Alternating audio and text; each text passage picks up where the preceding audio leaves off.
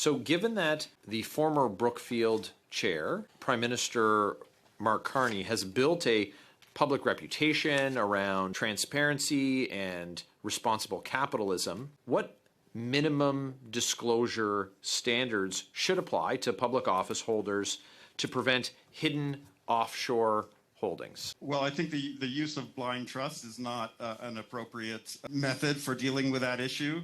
And I think investments in assets should be fully disclosed for any public office holder to make sure that they are living up to the spirit of the law and paying tax along with other ordinary Canadian citizens who, in general, I assume their income is taxed from their payroll deductions, and there's less ability to use offshore bank accounts and advice from high-powered accountants and tax lawyers in order to avoid their obligations to fund domestic services in Canada.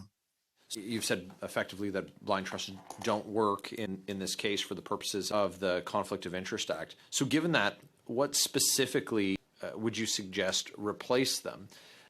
You know, for example, we've had witnesses who have supported the notion that divestment, which currently in the Act is either placing controlled assets in a blind trust or their liquidation, to only allow for assets to be sold and then for the proceeds to be placed into trust and then managed by a portfolio manager. Would that type of solution satisfy the lack of transparency or the ability to hide the details that you've suggested that it might? Yes, I do think that approach deals with the issue.